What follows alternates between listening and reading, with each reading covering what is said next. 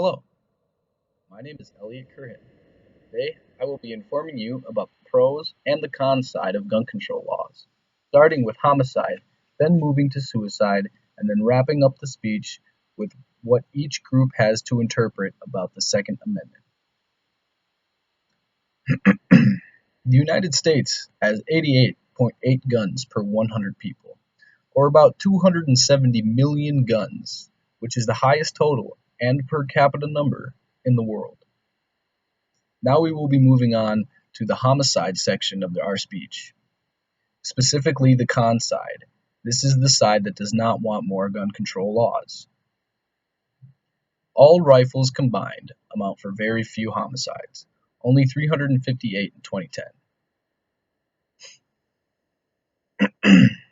The United States has a homicide rate of 4.8 per 100,000, which is much higher than that of most of Western Europe. Also, legally owned fully automatic weapons have been used in exactly two homicides in the modern era. One of them was a police-issue weapon used by a police officer to murder a troublesome police informant. Now, we will be moving on to the pro side, the side that wants more gun control laws of homicide. They state that the gun control laws protect children and families. A grassroots group founded in response to the tragedy at Sandy Hook Elementary School, Moms Demand Action, believes that guns in America are creating a public health crisis that is attacking children. Now, this group has been citing statistics that show nearly 8 American children are shot and killed every day. The group states that stronger laws are the answer to protecting their children. Also, gun massacres most often use legal weapons. Of more than 70 mass shootings in the United States in the last 30 years, about three-fourths of those guns were obtained legally by the killers. Pro-gun law advocates believe that together, gun laws could have potentially prevented these crimes. Also, we hear a lot about gun deaths in the United States, but we hear less often the fact that two-thirds of those gun deaths are actually suicides.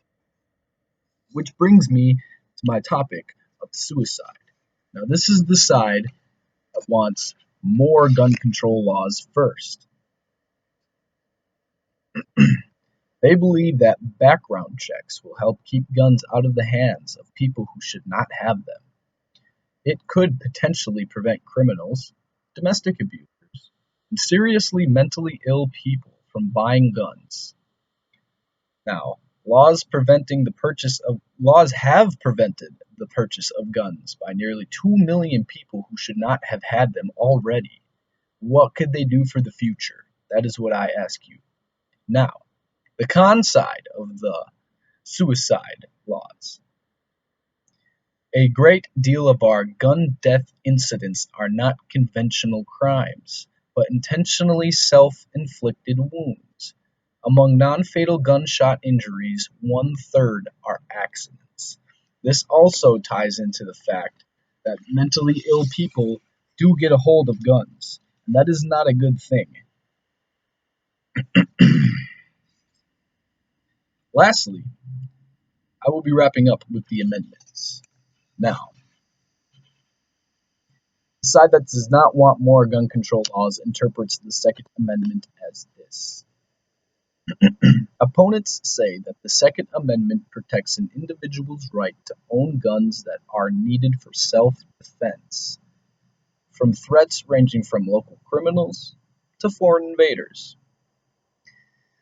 and that gun ownership deters crime rather than causes more. Now, people who are for more gun control laws interpret the Second Amendment as this. Proponents of more gun control laws state that the Second Amendment was intended for militias, that gun restrictions have always existed, and that a majority of Americans, including gun owners, support gun restrictions. Well, I've hoped you've learned a little bit about gun control safety today, and I hope that you are able to take a side based on my speech and presentation. I will leave you with one final fact. 31% of American gun owners are married, 40% have children, and 45% live in a suburban area.